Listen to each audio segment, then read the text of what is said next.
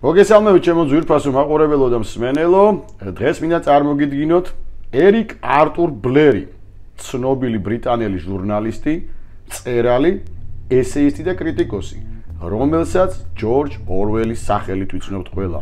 რა თქმა უნდა, ამ სახელზე გვახსენდება მისი ორი ცნობილი ნაწარმოები, მოთხრობა ფერმა და რომანი ანტიუტოპია 1984, რომლებიც გასული საუკუნის 50-იან წლებში შეიქმნა. და საინტერესო ის არის, რომ 21 საუკუნის დასაწყისში მიხვდა უმრავლესობა მკითხველისა, რომ ეს არათუ ფუტურისტული ნაწარმოებებია, არამედ ჩვეულებრივი რეალობა, რომლის მომწყენით ჩვენ ყველანი ერთად გავხდით დღეს. გამეთანხმებით იმედია. დღეს მე შემოგთავაზოთ მისი ცხოვრების და მოღვაწეობის ისეთი დეტალები, რომლებიც მეტნაკლებად ნებსით თუ უნებლიეთ ჩრდილში რჩება. და ამ ვიდეოსაც ასე დავარქმევდი, ნაცნობი ორველის უცნობი დეტალები. დავიწყოთ. არსებობს მრავალი ფაქტი იმის შესახებ, რომ ერიკ არტურ ბლერი მარტივად რომ თქვა, თანამშრომლობდა ბრიტანეთის დაზვერვასთან და მონაწილეობას იღებდა ბრიტანეთის განსაკუთრებულ პროექტში, რომელიც ანგლოენოვან, ანუ იგივე ინგლისურენოვან ქვეყნებში მარტივად რომ თქვა, ახალი ენობრივი ნომრის დამკვიდრებას და ახალ გლობალურ კაპიტალისტურ წესრიგს ემსახურებოდა.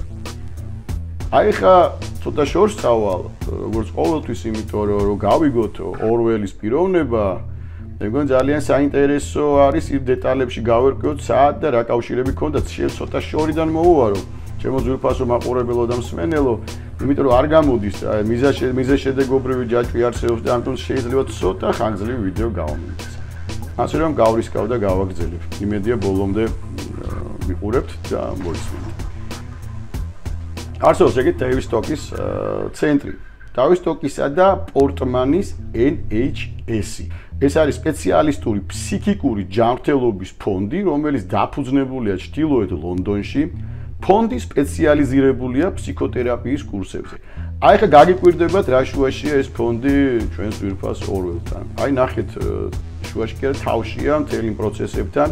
რაც ჩვენ წინაშე ვითარდება დღეს სოფლიოში, არა მარტო საზღვარგარეთ, არამედ ჩვენთან, ჩვენ სახლებშიც კი შემიძლია ესე ვთქვათ, ჩვენს გარშემო.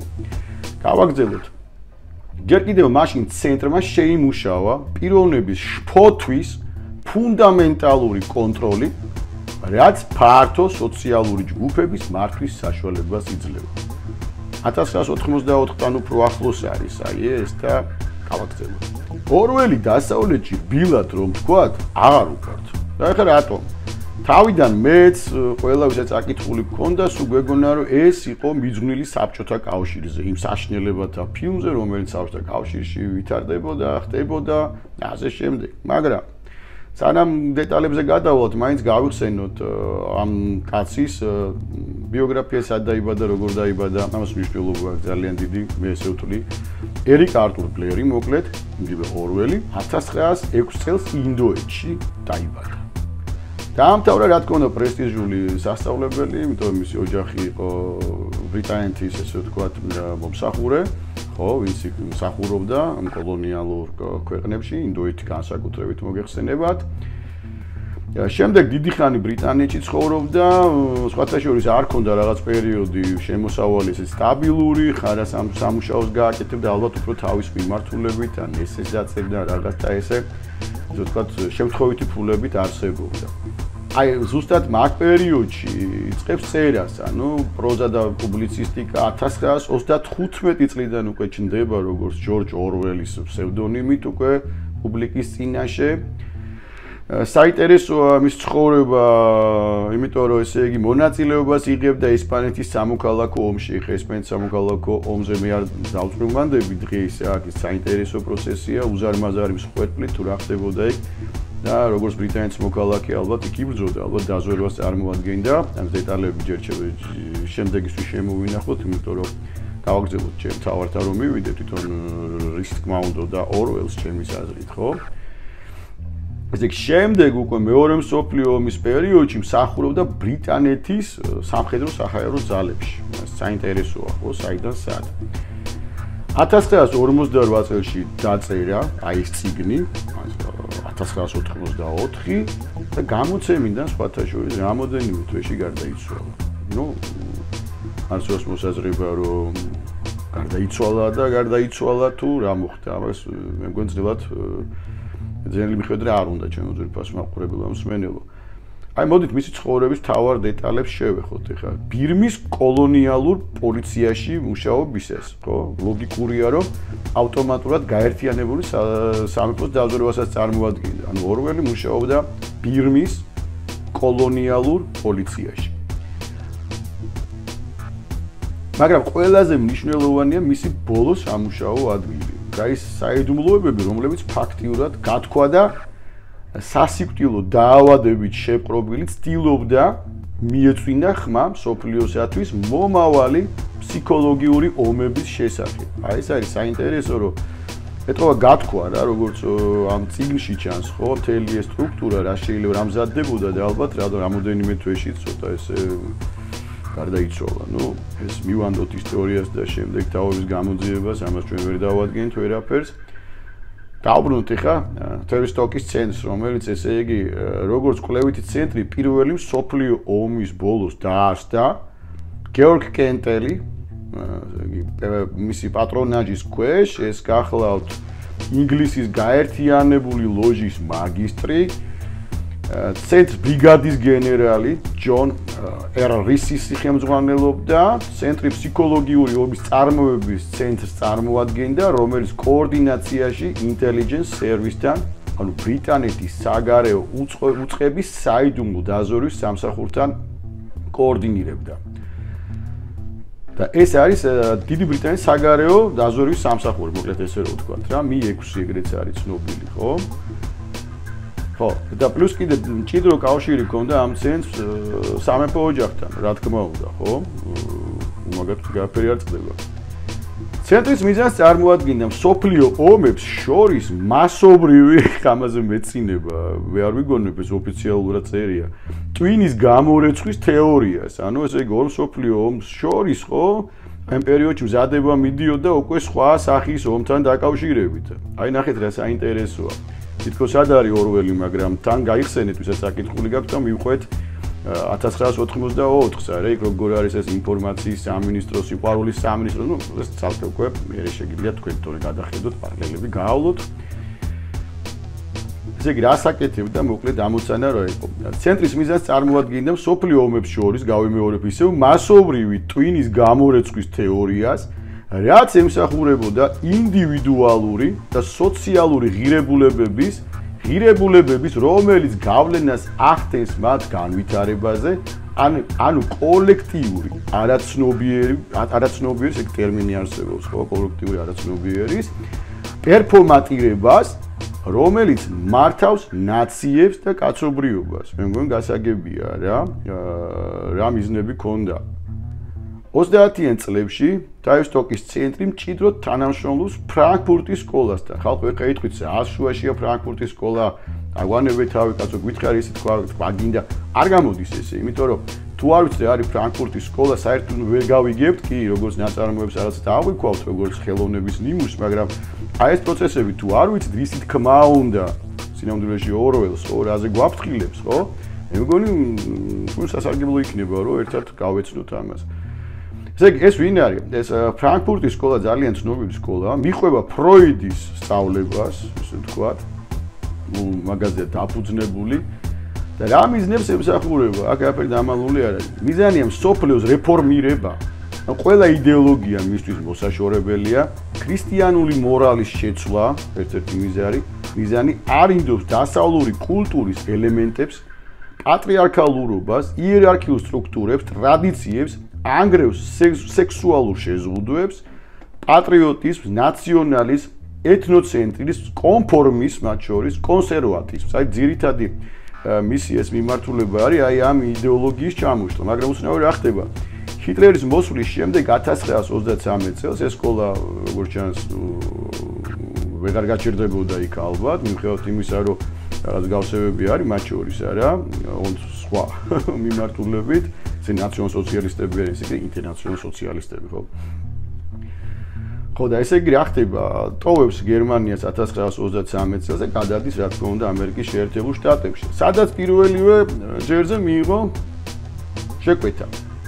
ესე იგი, რა შეკვეთა არის ეს? რადიო მაუწყებლების შესწავლის მიმართულება. უკვე მივდივართ ამ ჯერ რადიოსთან და მე ალბათ ტელევიზიებთან და ასე შემდეგ. მოკლედ, მთელი ბუმბერაზი ფსიქოლოგიების მონაწილეობით, ვინც კი იყო, მე არ ჩამოვთვლი, ესე იგი, ბევრი იყვნენ რა სხვათა შორის რა, მთელი მსოფლიო მასშტაბით, ესე იგი, თავის CIA-ით, ამერიკის ეს სადაზვერვო როგორ ქვია ქართულად, დაზვერვის ბიურო, სახელმწიფო დეპარტამენტთან ერთად მეორე მსოფლიო ომის შემდგომ სწორედ რას აკეთებს? ეს ბირთვი ქმნის, აი სწორედ იმ სამართავ ბერკეტს, რის შედეგადაც ხდება, რაღაც ახლა უკვე ცნობილი სიტყვა არის, ისევ დაბრუნდა ეს სიტყვა, გერმანიის დენაციფიკაცია. ხალხო ეს სიტყვა არ არის ახალი. ეს ხდება სადამსჯელო ხოლმე, როდესაც რომელიმე ქვეყანა ესე იპყრობს, ან რა ხდება შემდგომი პერიოდი, ხო? ანუ ისინი ამოღებას აკეთებენ ბრიტანელები რა, სწორედ იმ ფესს, რომელიც შეიძლება ისევ ნაციონალისტური იმაში გადაზრდილიყო და ნუ ხდებით ახლა ის თქვაც მინდა, ხო? რატო ქმნიდნენ ამ მასობრივი, ესე ვთქვათ, ფსიქოლოგიური ზეწოლის იარაღსაც. ამის შემდგომ აღსანიშნავია უკვე ეს ფსიქოდელიური რევოლუციები. მაშინ იყო ეს ძალიან მოდაში ეს რევოლუციები. ესე იგი, დაკავდი სიყვარულით, ანუ სექსით, უფრო მიმართულებით და არა ომით. აი მაგალითად 1968 წლის პარიზის აჯანყების დროს სტუდენტები უკვე შეძახილებით და პლაკატებით უკვე აი მარქსი, მაო, ნარკოტიკი და სექსი და მოედენ ამ ლუტეციის ქუჩებს, ლუტეციას პარიზის ნამდვილი სახელია, ძველი. მოკლედ პოტენციური რევოლუცია ეგრე არის საინტერესო. პოტენციური სოციალური რევოლუცია, რომელიც უნდა მომხდარიყო, ხო, აი როგორ შეიძლება გარდაქმნა ესე აქციის ახალგაზრდულ ბუნტად. და ყველაზე მაგარი რა არის? რომ ახალგაზრდულ ბუნტს უკვე შეუერთდა მოდა, ეს გახდა მოდა, რომელიც არა მარტო პოლიტიკური, არამედ შვენიერი, სარფიანი ეკონომიური სარგებლობაც კი ნახეს, ეხლა დღესაც გრძელდება ეს, ხო? აი ეს მიმდინარეობების მემარცხენე მოძრაობა, ეს ნეოლიბერალური თუ რაც კი ანტის დაარქვით, ხო? თავისი მოდა აქვს, თავისი პირსინგები აქვს, თავისი მაისურები აწვიათ, ელემენტარული დროშები უნდათ, 1000 რაღაცა, ხო, რომელიც საკმაოდ დიდ ფულზე ადის, ამ პატარ-პატარა ხარახურებით ესე რომ ვთქვათ, ვიღაცები დიდ ფულს შეოლობენ. აი ეს არის საინტერესო ანგლო-საქსონური მიდგომა, რომ ერთი დარტყმით, აი რა ვიცი მე რა, 100 მიმართულებით მუშაობენ. ეს ნამდვილად უნდა დაუფასო, რა თქვენ ტრათვლით თუ ართვლით თუ მომხრეთვლით, ეს არის დასაფასებული მინიმუმ ღირსეული მტერი გერჩინოს უარგის მოყვარეს, მე ესე მგონია. ჭალებში მოყვარეს. მოკლედ ეს თავის ტოკის ცენტრი არმიის ფსიქოლოგიური მართვის ცენტრი გახდა რა. აი უკვე ორველთან დაუბრუნდებით, ისე ცოტაც მოითმინეთ, ცოტა შორს წავედი, მაგრამ ისევ და ისევ მე ვთვლი, რომ ალბათ ეს მომენტები უნდა ვიცოდეთ, ხო, რომ უფრო კარგად მოусმინოთ ჩვენს გვირფას ორველს, ვინ არის ის, ხო, უფრო კარგად გავიგოთ. მეორე მსოფლიო ომის დასაწყისში, ესე ცენტრში, ზემოთქმულებულ ცენტრში იწყება საიდუმლო ლინგვისტური პროექტი, ესე იგი. ეს პროექტი არის ყველაზე მნიშვნელოვანი ორველის ცხოვრებაში და ამან განაპირობა 1984-იც ალბათ რომ დავაკვირდებით ეხლა. და რატოა საინტერესო? ეს არის ინგლისური ენაზე ორიენტირებული და ამ ენაზე მოსაუბრე ქვეყნებზე რა პროექტია ნახეთ. რა გააკეთეს? იწყება ინგლისური ენის მარტივად რო ვთქვათ გამარტივება, ანუ ესე იგი ჩამოყავთ 850 საბაზისო სიტყვაზე, ხო? სიტყვის მარაგი მეტი არ არის საჭირო. აქედან არის ესე იგი 650 არსებითი სახელი და 200 ზმნა გამარტივებული მართვით, ანუ გრამატიკით, ხო? 90-იან წლებში იყო ძალიან მოდაში საოფისე ინგლისური, ხო? მე მგონი ეს კვალი ყველგან აისახება, ამას თქვენ თვითონაც მიხვდებით, ხო? რა არის ეს საოფისე ინგლისური? ანუ აქ ხატოვანი სიტყვა თქმა, საერთის, რაღაც ეგეთები, ნუ ნაკლებად უნდა იყოს, ასაჭირო, აი ხა მივალთ მაგამდეც, ხო? და ამ ენას მოკლედ ეწოდა basic-ი, ანუ ძირითადი, ნუ მეტი არ არის საჭირო რა, ესე გადაწყვიტეს. ესე გადაწყვიტეს მთელი კლასიკური ინგლისური ლიტერატურა, ძველი ახალი ყველაფერი ამ ენაზე ეთარგმნათ.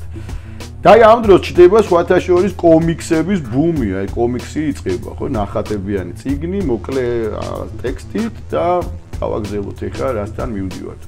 ესე ენის გაღარიბება რას იწვევს, ხო? რა თქმა უნდა, თავისუფლად აზრის გამოხატვის შეზღუდვას. ანუ იმიტომ კი არ რამეს უკეთებ, ვეღარ გამოხატავს, ხატული ფორმა არ იცის. ახლა ხო ჩამოვთვლი ახლა თვალნათელი მაგალითები გვაქვს გარშემო, ხო, სამწუხაროდ. აი შეიქმნა რა ახალი ენობრივი რეალობა, რომლის ტრანსლაცია მასებზე ბევრად მარტივია. ხო, აი აქცენტს, აპელირებას აკეთებ მათ აღქმებზე, გრძნობებზე, მეტაფორული, ინტონაციური სიტყვათა წყობით, აი ხო ხვდებით რაზეც არის ლაპარაკი და მორჩა რა, ესე ადვილად გადაიცემა ეს ტელევიზიით, ბევრად მარტივია რადიოთი, კონკრეტულ რაღაცა ფუნქცია გააკეთო, შეგაცოდე და მორჩა თუ იქით აზროვნება უკვე აღარ ვიცი, იმიტომ უკვე ბაზა გაქვს 850 სიტყვა, ნუ ხვდებით ხა რა კატასტროფაა. აი BBC უკვე გადაცემდა უკვე ამ ნორმებით, მაგალითად ინდოეთში. ეხლა რატო კოლონიალურ ქვეყნებს ეხებოდა ეს ძირითადად, სადაც გადაიცემოდა ამ მიმართულებით, უკვე BBC-ს საშუალებით მაშინ ეს 850-იანი სიტყვა, ხვდებით რატომაც კოლონიალურ ქვეყნებში. ხო და ჩვენი ძვირფასი ორველი, ჩემო ძვირფასებო, იყო ამ გადაცემების მუხლ ჩაუხრელი, ესე რომ ვთქვათ, ავტორი. ხო, მარტო არ იყო აქ, ესე იგი, მასთან ერთად იყო დაზორვის თანამშრომელი, ეს საინტერესო რატო არის, გაი ბერჯესტი, რომელიც ეს უკანასკნელი აღმოჩნდა საბჭოთა კავშირის აგენტი და მე დაპატიმრებული იყო, მთელი 20 წელი ემსახურებოდა, ასე ვთქვათ, წყალებში ბრიტანეთის დაზვერვას. საინტერესო დეტალია მე მგონი ესეც, ხო? ამ პროექტს კურირებდა დაახლოვანებაში მოჰყავდა ვინ? თვით სერ უინსტონ ჩერჩილი. და მისი მინისტრთა კაბინეტისთვის ეს იყო აი ფავორიტი პროექტი. მოკლედ აქტოვანებული იყო ეს რა იარაღი იპოვა და 1953 წელს წლის 6 სექტემბერს ეს თარიღი ცნობილია. ჰარვარდში გამოსვლისას ჩერჩილი აღნიშნავს, რომ ბეისიკის დანერგვა გავრცელება მისცემს მათ ენის კონტროლის საშუალებას, რაც მასების მართვის უმტკივნეულო, უსისხლო საშუალებად ესახება. და შემდგომი იმპერიები, ეგეც საინტერესო რამეს აქვს გამოსვლაში თავისას ჰარვარდში, ხო? უკვე ცნობიერების იმპერიები იქნებიანო. მაშინ წინააღმდეგი წავიდა სხვათა შორის იმჟამინდელი პრეზიდენტი რუზველტი, რომელმაც უწოდა პროექტს უვარგის და გულუბრყვილო, მაგრამ უკვე ძალიან გვიანი იყო.